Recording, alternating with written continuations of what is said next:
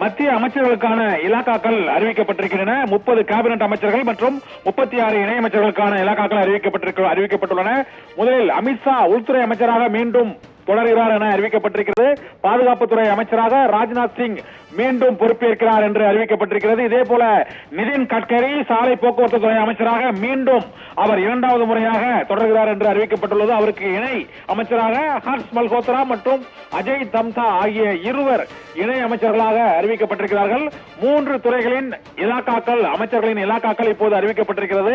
அதில் மிக முக்கிய துறைகளான உள்துறை அமைச்சராக அமித்ஷா மீண்டும் இந்த 3வது ஆட்சியிலும் அமித்ஷா தான் உள்துறை அமைச்சராக தொடர்கிறார் என அறிவிக்கப்பட்டிருக்கிறது. பாதுகாப்புத்துறை அமைச்சராக ராஜ்நாத் சிங் பொறுப்பு வகிப்பார் என அறிவிக்கப்பட்டிருக்கிறது. நிதின் கட்கரி போக்குவரத்து துறை அமைச்சராக அவர் அறிவிக்கப்பட்டுள்ளார். ஹர்ஷ் மல்ஹோத்ரா போக்குவரத்து துறை இணை அமைச்சராக பொறுப்பு வகிப்பார் என அறிவிக்கப்பட்டிருக்கிறது. மத்திய அமைச்சர்களுக்கான இலாக்காக்கள் தற்போது அறிவிக்கப்பட்டுள்ளன. 30 கேபினட் அமைச்சர்கள் மற்றும் 36 இணை அமைச்சர்கள், 5 தனிப்பொறுப்பு அமைச்சர்களுக்கான இலாக்காக்கள் வெளியாகி வருகின்றன. முதலில் உள்துறை, சாலை போக்குவரத்து நெடுஞ்சாலைத்துறை மற்றும் பாதுகாப்பு துறைக்கான அமைச்சர்கள் அறிவிக்கப்பட்டிருக்கிறார்கள். அஸ்வினி வைஷ்ணவுக்கு மீண்டும் ரயில்வே துறை ஒதுக்கீடு செய்யப்பட்டிருப்பதாக அறிவிக்கப்பட்டுள்ளது.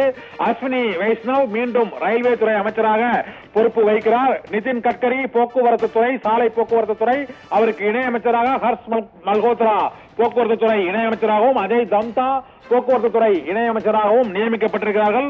உள்துறை அமைச்சராக அமித்ஷா மீண்டும் தொடர்கிறார். பாதுகாப்புத்துறை அமைச்சராக ராஜ்நாத் சிங் மீண்டும் தொடர்வார் என அறிவிக்கப்பட்டிருக்கிறது. அஸ்வினி வைஷ்ணவ் ரயில்வே, மீண்டும் அவருக்கு ரயில்வே துறை ஒதுக்கீடு செய்யப்பட்டிருக்கிறது. ஐக்கிய ஜனதாதளம் கட்சியின் சார்பாக ரயில்வே துறை கேட்டு நிபந்தனை விதிக்கப்பட்டது. ஆனால் அந்த கோரிக்கை ஏற்கப்படாமல் நிதிஷ்குமார் தலைமையிலான ஐக்கிய ஜனதாதளம் கட்சிக்கு ரயில்வே துறை கேட்கப்பட்டது. ஆனால் ரயில்வே துறை ஒதுக்கப்படாமல் தற்போது அஸ்வினி வைஷ்ணவுக்கு ரயில்வே ஒதுக்கீடு செய்யப்பட்டிருக்கிறது. உள்துறை, பாதுகாப்புத்துறை மற்றும் நெடுஞ்சாலைத்துறை, ரயில்வே ஆகிய 4 முக்கிய துறைகள் இப்போது ஒதுக்கீடு செய்யப்பட்டிருக்கிறது. சாலை மற்றும் போக்குவரத்து துறை அமைச்சராக நிதின் கட்கரி தொடர்கிறார். உள்துறை அமைச்சராக அமித்ஷா தொடர்கிறார். பாதுகாப்புத்துறை அமைச்சராக ராஜ்நாத் சிங் தொடர்கிறார் என அறிவிக்கப்பட்டிருக்கிறது. ரயில்வே அமைச்சராக அஸ்வினி வைஷ்ணவ் தொடர்ந்து பொறுப்பு வகிப்பார் என தெரிவிக்கப்பட்டிருக்கிறது. நெடுஞ்சாலைத்துறை மற்றும் சாலை போக்குவரத்து துறை இணை அமைச்சர்களாக ஹர்ஷ் மல்ஹோத்ரா, அஜய் தம்தா ஆகியோர் நியமிக்கப்பட்டிருப்பதாக தற்போது தகவல் வெளியாகி இருக்கிறது.